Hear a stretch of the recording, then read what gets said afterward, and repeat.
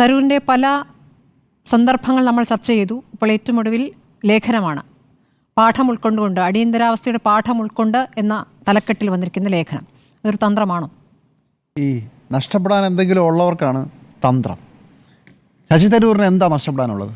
15 വർഷത്തെ 3 തവണ MP ആയി വീണ്ടും മത്സരിച്ച് അങ്ങനെ നിൽക്കുകയാണ്. ഇനി ശശി തരൂർ ഒരു തിരുവനന്തപുരത്ത് മത്സരിക്കുമെന്ന് അദ്ദേഹത്തിനും താല്പര്യമില്ല. ഈ പണിയെ വെയിൽ കൊള്ളാൻ താനില്ല എന്ന് അദ്ദേഹം പറഞ്ഞു കഴിഞ്ഞു. കഴിഞ്ഞ തവണ കഷ്ടിച്ച് 16,000 വോട്ടിനാണ് ശശി തരൂർ ജയിച്ചത്. കഷ്ടിച്ചുള്ള ജയമാണ് ഒരു പാർലമെൻറ്റ് സീറ്റിനെ സംബന്ധിച്ചിടത്തോളം. അതുകൊണ്ട് തരൂർ ഈ പണി നിർത്തുകയാണെന്ന് തരൂർ ഈ ഇലക്ഷന് മുമ്പ് തന്നെ പറഞ്ഞു കഴിഞ്ഞതാണ്. അദ്ദേഹത്തിന് ദേശീയ രാഷ്ട്രീയത്തിൽ താല്പര്യമുണ്ട്. AICCയുടെ അധിപനാക്കാൻ ശ്രമിച്ചു നോക്കി അവിടെ പരാജയപ്പെട്ടു. അതേ സമയത്ത് തന്നെ ശശി തരൂർ കേരള രാഷ്ട്രീയത്തിലേക്ക് ഒരു കണ്ണുവെച്ചു. അതിൽ വളരെ വലിയ ഒരു പ്ലാനോട് കൂടി വന്നു. ക്രിസ്ത്യൻ മുസ്ലിം മേഖലയിലൊക്കെ പോയി പല യോഗങ്ങളിലൊക്കെ പങ്കെടുത്തു. മുസ്ലിം ലീഗ് അദ്ദേഹത്തെ ഏറ്റെടുക്കുന്ന കാഴ്ചയും 2-3 വർഷം മുമ്പ് നമ്മൾ കണ്ടു. പക്ഷേ ഹമാസ് സത്യത്തിൽ സ്വതന്ത്ര പോരാളികളാണോ അതോ തീവ്രവാദികളാണോ എന്ന ഒരു തർക്കത്തിൽ അത് ഹമാസ് അത്ര ശരിയല്ല എന്ന് പറഞ്ഞുകൊണ്ട് പകുതി തന്ത്രം അവിടെ ചീറ്റിപ്പോയി തരൂരിൻ്റെത്. അല്ലെങ്കിൽ തന്നെ 40 വർഷമായിട്ട് ഇവിടെ നിൽക്കുന്ന കോൺഗ്രസ് നേതാക്കൾ ശശി തരൂരിൻ്റെ ബാക്കി ചീറ്റൂടെ കീറും എന്നുള്ളതും ഏതാണ്ട് വ്യക്തമായതോടെ ശശി തരൂരിൻ്റെ ആ വഴിയും അടഞ്ഞു. ചുരുക്കത്തിൽ കോൺഗ്രസിൽ MP ആകെ മത്സരിച്ച് ജയിക്കണം തരൂരിന് താല്പര്യമില്ല. ഇനി താല്പര്യമുണ്ടെങ്കിലും തിരുവനന്തപുരത്ത് ജയിക്കില്ല. ദേശീയ രാഷ്ട്രീയത്തിൽ കോൺഗ്രസിൻ്റെ ദേശീയ നേതൃത്വം അടുപ്പിക്കില്ല. കേരളത്തിൽ ഒരു കാരണവശാലും ശശി തരൂരിനെ ഒരു MLA അപ്പുറത്തേക്ക് കൊടുക്കില്ല, കടത്തിവിടില്ല എന്ന് ഇവിടുത്തെ നേതാക്കളും തീരുമാനിച്ചിരിക്കുന്നു. ഇങ്ങനെ എല്ലാം നഷ്ടപ്പെട്ട് നിൽക്കുന്ന ശശി തരൂരിന് എന്ത് തന്ത്രം? ശശി തരൂർ എന്തും ചെയ്യും. ഈ അന്തം വിട്ടവൻ എന്തും ചെയ്യും എന്ന് പറയുന്നത് പോലെയുള്ള ഒരു തന്ത്രമാണ് ശശി തരൂരിന്. തന്ത്രമാണോ എന്ന് ചോദിച്ചാൽ തന്ത്രമാണെന്ന് പറയുകയാണെങ്കിലുള്ളത്. ശശി തരൂർ കുറേ ദിവസമായി, കുറേ നാളുകളായി മോദിയെ സ്തുതിക്കും. ഒന്ന് കടുപ്പിച്ച് വരുമ്പോൾ പെട്ടെന്നൊരു കുറച്ച് ദിവസത്തേക്ക് ഒന്ന് മൗനം പിടിക്കും. അതായിരുന്നു നമ്മൾ 2016-17 കണ്ടത്. പക്ഷേ 2021 ശേഷം ശശി തരൂർ കുറച്ചുകൂടെ പ്രകടമായി അത് കാണിച്ചു തുടങ്ങി. കേരളത്തിൽ തിരുവനന്തപുരത്ത് മോദിക്ക് വളരെ വേണ്ടപ്പെട്ട കോർപ്പറേറ്റുകളുടെ താല്പര്യം വരുമ്പോൾ, വിഴിഞ്ഞം തുറമുഖത്തിൻ്റെ കാര്യം വന്നപ്പോൾ അവിടെ സ്വന്തം മണ്ഡലമാണെന്നത് പോലും വിട്ടുകൊണ്ട് അദ്ദേഹം അദാനിക്ക് വേണ്ടിയിട്ട് ബാറ്റ് ചെയ്യുന്നത് നമ്മൾ കണ്ടു. അത് എൻ്റെ വേറൊരു തരം പൊളിറ്റിക്സ് ആണെന്നാണ് തരൂർ പറഞ്ഞു വെച്ചത്. 2024 ശേഷം ശശി തരൂർ പരസ്യമായി ഇറങ്ങിയാണ്. ഇതിനിടയ്ക്കാണ് AICC അധിപനാകാനുള്ള മത്സരമൊക്കെ നടന്നത്. തരൂർ ഇപ്പോൾ ചെയ്യുന്ന ഒരു കാര്യം, എങ്ങനെയെങ്കിലും കോൺഗ്രസിൽ നിന്ന് പരമാവധി വെറുപ്പ് സമ്പാദിക്കുക. അതേസമയം തനിക്ക് BJPക്കും കോൺഗ്രസിനുമൊക്കെ അതീതനായിട്ടുള്ള ഒരു വ്യക്തിത്വം ഉണ്ടാക്കാൻ ശ്രമിക്കുക. അതാണ് ശശി തരൂർ. ഓപ്പറേഷൻ സിന്ദൂറിൻ്റെ സമയത്ത് ശശി തരൂർ വളരെ ഭംഗിയായി ആ തന്ത്രം വിജയിപ്പിച്ച ഒരാളാണ്. കോൺഗ്രസും BJPയും ഒക്കെ താഴത്തെ പൊളിറ്റിക്സിൽ പെറ്റി പൊളിറ്റിക്സ് എന്ന് നമ്മൾ വിളിക്കുന്ന സ്ഥാനത്തിൽ നിൽക്കുന്ന സമയത്ത് ഞാനൊരു വിശ്വ പൗരനാണെന്ന് തെളിയിച്ചുകൊണ്ട് ശശി തരൂർ രാജ്യമാണ് ആദ്യം എന്ന് പറയുകയും കോൺഗ്രസ് ഈ ഓപ്പറേഷൻ സിന്ദൂറുമായി ബന്ധപ്പെട്ട് ഉന്നയിച്ച ന്യായമായ സംശയങ്ങൾ എന്ന് വെച്ചാൽ എത്ര റഫേൽ താഴെ വീണു എന്ന് ചോദിച്ചു തുടങ്ങിയ കോൺഗ്രസിനുള്ള മറുപടി അവസാനം വരുമ്പോൾ 3 റഫേൽ താഴെ വീണു എന്നുള്ളതാണ് സത്യം. ചൈനയുമായിട്ടുള്ള യുദ്ധത്തിൽ ഇന്ത്യയുടെ എത്ര ഭൂമി ചൈന പിടിച്ചെടുത്തു എന്നാണ് കോൺഗ്രസ് ചോദിച്ചത്.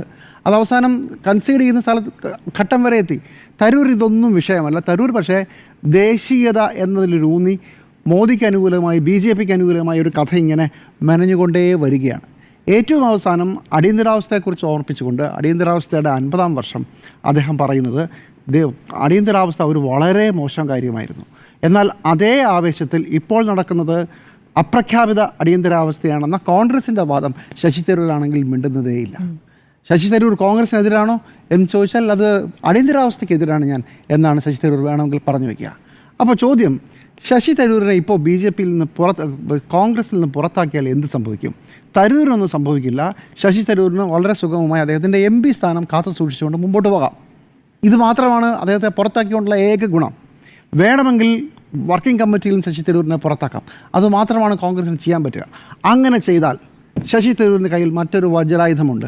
BJPയുമായി ചില അറേഞ്ച്മെൻറ്റുകളൊക്കെ നമ്മൾ പലരും പറയുന്നത് പോലെ ഉണ്ടെങ്കിൽ ശശി തരൂർ തിരുവനന്തപുരം MP സ്ഥാനം രാജിവെച്ചാൽ എന്ത് ചെയ്യും? ബൈ ഇലക്ഷനാണ് വരാൻ പോകുന്നത്. വെറും 16,000 വോട്ടിനാണ് രാജീവ് ചന്ദ്രശേഖർ ഇവിടെ തോറ്റത്. ഭരണത്തിലിരിക്കുന്ന പാർട്ടിയുടെ കേരളത്തിലെ സംസ്ഥാന പ്രസിഡൻ്റാണ് രാജീവ് ചന്ദ്രശേഖർ. ഒരു തവണ കൂടി തിരുവനന്തപുരത്ത് രാജീവ് ചന്ദ്രശേഖർ മത്സരിക്കാൻ ഇറങ്ങിയാൽ ജയം ഏറെക്കുറെ BJP കരുതുന്നത് ജയിച്ചിരിക്കുമെന്നുള്ളതാണ്. ഇതറിയാത്തവരല്ല കോൺഗ്രസ്സുകാർ, ഇതറിയാത്തവരല്ല ഇടതുപക്ഷവും. ഇതാണ് പ്രശ്നം.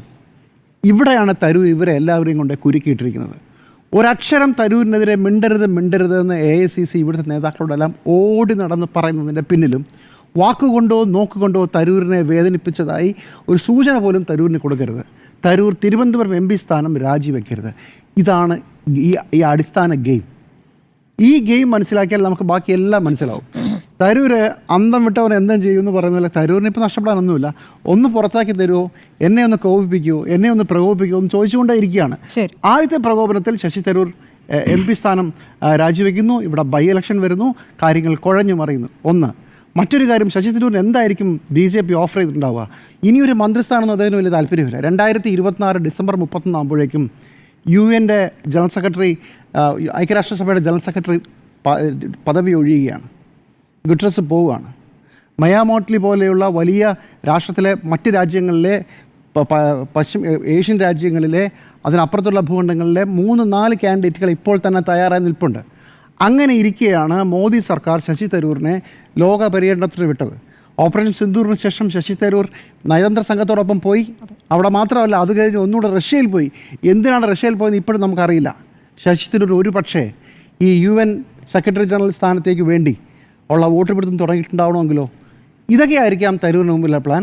കിട്ടിയാൽ കിട്ടി, പോയാൽ ശശി തരൂരിന് ഒന്നുമില്ല, കോൺഗ്രസ് അനുഭവിക്കും. ഇതാണ് എനിക്ക് തോന്നുന്നത്. തരൂരിന് തന്ത്രമാണ്. പക്ഷേ തരൂർ വളരെ വളരെ സമാധാനത്തോടെ ആശ്വാസത്തോടെ ഇരുന്ന് കളിക്കുന്ന തന്ത്രമാണ്. മറുവശത്തിന് തന്ത്രമേ ഇല്ല, തത്രപ്പാടാണ് കൂടുതൽ.